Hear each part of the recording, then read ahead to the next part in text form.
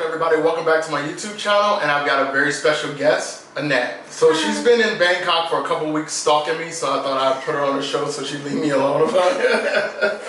But so she runs Fat Girls Travel. Fat Girls Traveling. Which is a Facebook group dedicated to Fat Girls Traveling. And you have your own travel blog as well, right? Yeah. From Annette with Love. From Annette with Love. I'll link both groups below. So I want to take the opportunity to talk to you. We've talked a lot off camera, but just kind of give my audience a little background about you, who you are, where you're from, how are you living, how are you making a living. Cool. I'm Annette. I'm from California, and I'm in Bangkok right now. I'll be traveling through Southeast Asia for about 8 months.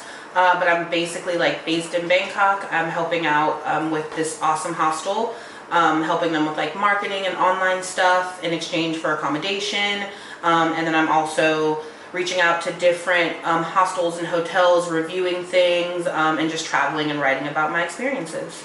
So let's go back a little bit. Before you started traveling, you were a stylist.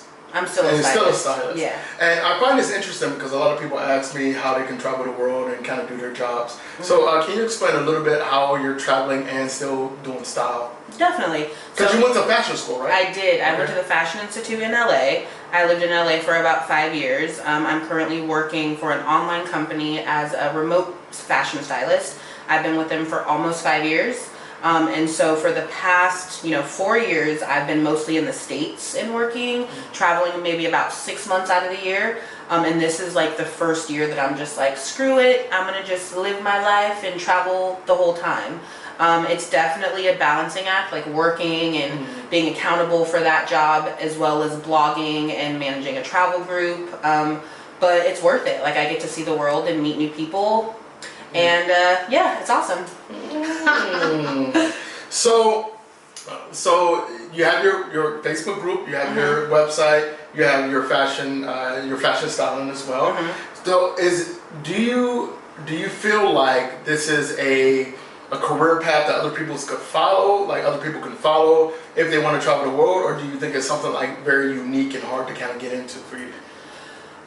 It's interesting. I feel like having a remote job and having that be kind of your main income is definitely super attainable to anyone. If you find a job that will let you work remotely or a job that is remote, then yeah, dude, do it.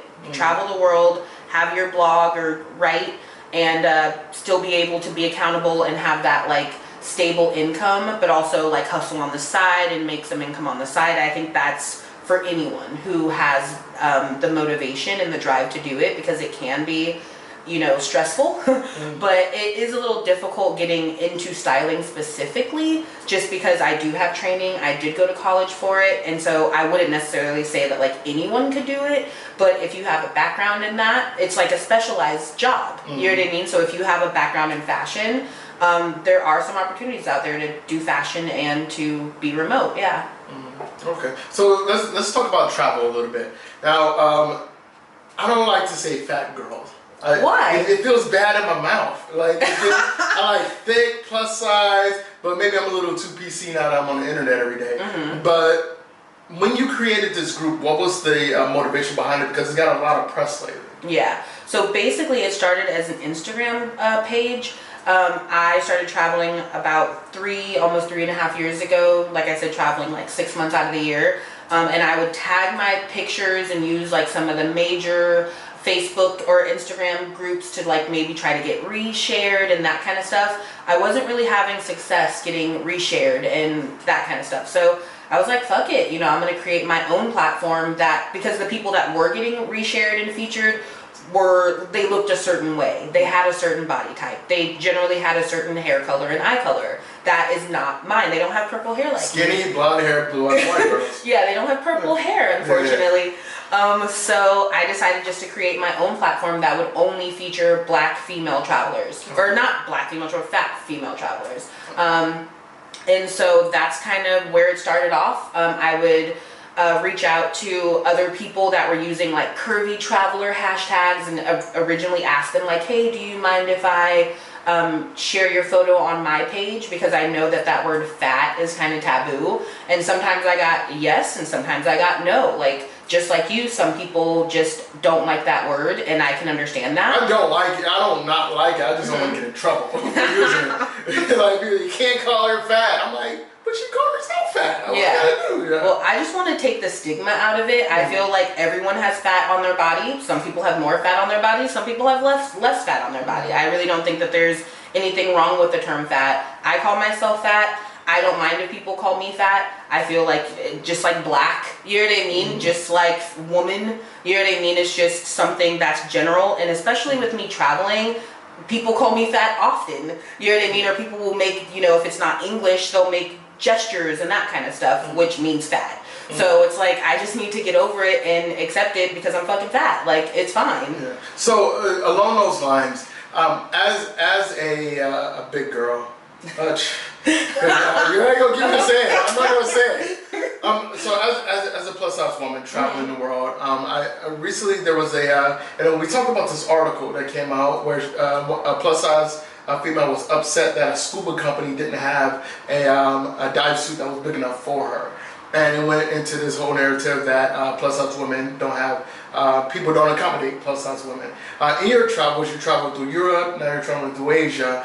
Do you find that that's an issue where your size becomes a problem when you're trying to take tours or hotels or anything like that? I don't really find it as an issue. I just feel like sometimes you have to be a little creative. Like when we had that conversation about the scuba diver, I just felt like maybe she should have tried on some scuba gear before she left her hometown or country or whatever. Maybe tried on some men's sizes so that when she got to the place, she would know which size she needed. It's kind of a little tricky situation for you to assume that someone's going to have your size no matter if you're big or you're small. Like, you need to know your size.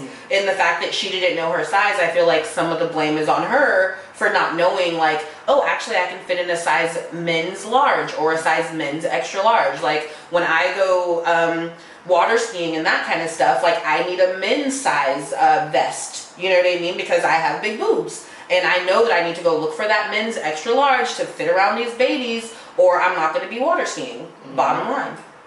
So, do you feel like you receive any kind of different treatment when you're traveling? Like, do people interact with you in a different way? I don't necessarily think that they interact with me differently, but I do receive a lot of stares, and I feel like it's probably a mix of my body, a mix of my hair, a mix of my personality, a mix of my skin. It kind of depends on where I'm at, but in Asia, it's definitely a mix of my size, my skin, and my hair. And I feel for the most part, it's more like admiration, like they haven't seen anyone that looks like me. And curiosity. And I feel like I am a unicorn, like I'm something that they've never seen before, and they're just like, wow, look at that girl with the purple hair and the big boobs and the big butt and the big gut. Like, yeah, they've not seen that, and they're like, what, you know? It's not like ew, and sometimes it is like ew, and I'm just like, hey boo, have a good day. I try to keep it positive because I'm not about to let anybody dull my shine. So, what advice would you give? Because the whole body positivity movement has grown large, you know, in the past couple of years. It's fat. Yeah. I can't. But I think there's been a lot of pushback from people saying that things are getting too PC and it's getting out of control. So for young females who are plus size, or even young males who are plus size, what advice would you give them on how to deal with these stares and pictures? Because I say this all the time, being black in Asia, you're going to get stared at. You're going to get people asking for pictures or taking pictures without your permission, and you'll be the zoo animal, as so many who don't like it say. But like, what advice would you give somebody on how to deal with it, how to come to terms with it like you have? I say just take everything with a grain of salt. I feel like the positives outweigh the negatives 1,000-fold. And just remember that you're in their country, and sometimes the things that you bring to their country is foreign to them, and so they're going to be a little more curious. Sometimes they might be a little bit rude about it. Like, trust me, everyone that I've come across has not been super positive and happy to see me, but I try not to I feel like in the end with travel, you're mostly going to remember the positive things anyway. You're not going to remember that one person that was super rude to you. You're going to remember all the people that were helpful to you. And so just try not to let those little things ruin that day or ruin that hour. Like, yeah, feel the annoyance in that moment, but then let it go. You know what I mean? Because then you're giving so much power to that person and you're letting that negativity take over your day or your hour or your afternoon, and it's not really worth it, you know? So how has your family reacted to the fact that you're living outside of the U.S. most of the year? They're pretty accepting about it. My mom was worried in the beginning. She doesn't like me to be so far away, but I lived in Atlanta before I came to Asia. So being originally from California, she didn't really want me to move to Atlanta at first. She kind of like stopped talking to me for a month when I moved to Atlanta. Whoa. Yeah, she was not happy about it. So I think that like easing into like living in Atlanta for 3 years and then moving away to Asia for some months, she knows that I'm coming back. I have a contract job back in the States in end of April. So I'm definitely going back to the States, and then she wants to travel with me a little bit after that. I think we might do Africa for a little bit. Oh, nice. Yeah. So one of your first trips was a Kentucky trip. Can you tell people what Kentucky is, and if that's a good way for more Black travelers to kind of dip their toes into travel a little bit? Because now you're traveling solo, and that was a group trip. Yeah. Okay. So that was my first international trip, basically, and so many of my friends and family were like, take a group trip, like don't go solo. Originally, I wanted to just get a Euro pass and just see all the countries in Europe that I wanted to see. But I was like, okay, why don't I start solo and end solo? So I went to Paris a couple days early before the trip, then flew to London to meet the tour, and then stayed in London after we visited the 10 countries on the Kentucky. I stayed in London about 4 days afterward. And it was awesome because I booked through a separate agency where I could make a payment plan basically. And so that made it super affordable for me. I was able to make like a $300 or $400 deposit initially, and then every month be able to pay like what I could afford that month. So some months, you know, my phone bill was more expensive, or I had to pay more rent, or I wanted to go on a road trip or something. And so it would have been more financially, it would have been more of a financial strain if I had to drop like 3-4 G's on that trip versus $300-400 and then pay as I could. And so I booked with STA, which is the Student Travel Agency.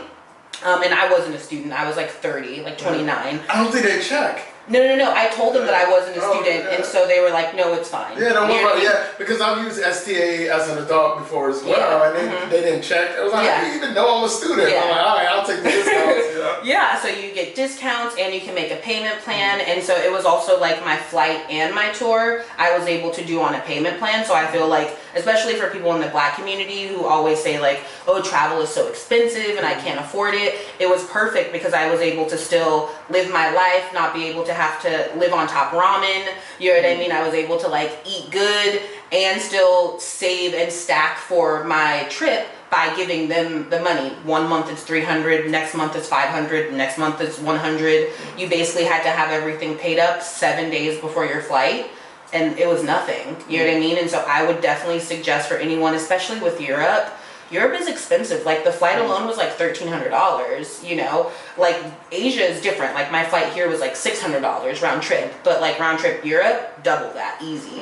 Out of LA? San Francisco. Oh, okay. Yeah. Out of California. Okay. Yeah. Okay. So it was definitely just way more affordable that way. And doing the Kentucky was awesome because I got to meet so many cool people that I'm still friends with now, and I was able to get like a taste of each country. We did like 10 countries in like 10 days or something crazy like that, but now I know like which countries I want to go back to and spend more time in. Okay. So it was worth it, but it was a party. Like if you're not trying to party, if you're trying to get your beauty sleep, that might not be for you. Okay. Okay. So long term, are you looking to make travel a part of your lifestyle forever, or is this a temporary thing for you? I definitely want to make it a part of my lifestyle forever. And like maybe a year ago, I was like, oh, I'll just travel for a couple years and then I'll like settle down in Cali. Now I'm like, dude, I can raise my children on the road and they'll be like worldly citizens, and like I'm single as fuck right now, So maybe when that changes, I don't know, compromise maybe, I'm not sure. But right now, I just want to travel and see the world, and I feel like that's kind of the richest like education and experience that you can give anyone. Speaking of being single, you recently wrote an article about dating abroad. I did. Tell me, what is it like as a black female nomad, for the most part, to date? It can be complicated. It can be super complicated because I told you to get up on that Tinder. My left swipe game is too strong. It's too strong. My left swipe game. I can't. Right. I might need you to just swipe right for me, but I'm like, what groups are they in? Nah, swipe left. But it's difficult because I'm not in one place long enough, and so you feel like maybe as soon as you start making that emotional connection, then you're gonna leave, and then you're leaving and you're missing that person, and maybe you're not enjoying your travels as much because you're like, oh my boo, oh I miss my boo, you know what I mean? And like that's super hard and complicated. I know when I moved to Atlanta, I was dating someone in California, and for the first couple months in Atlanta, like I was miserable, and I booked a trip back to Cali just to see him sooner than I would have if I hadn't gotten involved in someone kind of right before I left. Which I don't regret, but it was like a learning experience for me. Like, okay, if you're gonna date, kind of date casually, or don't really date, you know what I mean, looking for something, because you're not gonna, wherever you are, you're not gonna be there long. So how do you feel about fetishization of black women, or the black body in general? You already know how I feel about this. And I'm not into it. Like, I know everyone has their type, you know what I mean, and like, you like what you like, and I totally agree with that, but I am not into like people messaging me and being like, oh, I've never been with a chocolate woman, like I've never been with a black woman, do you mind if we hook up because I want to see what that chocolate tastes like, hard pass, don't want it.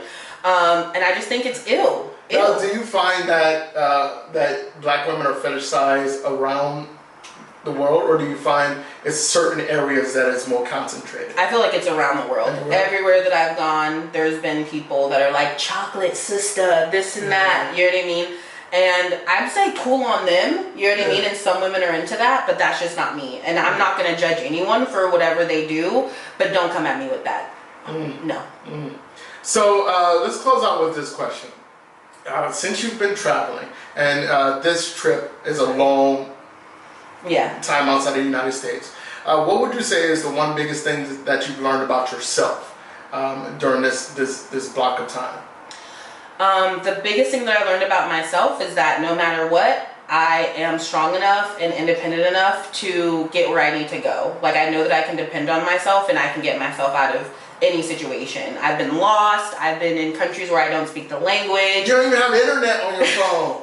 Weeks you haven't had internet on. Oh, I've actually been here for 2 months. So it's been more than weeks, but my phone's locked, so I don't have data. So it's like, I will be going somewhere and I'll like get the directions from my hostel like right before I leave, and I pray that it'll get me there, and most of the time it doesn't, and then I'll try to find a Starbucks on the way to try to like get back on that Wi-Fi again.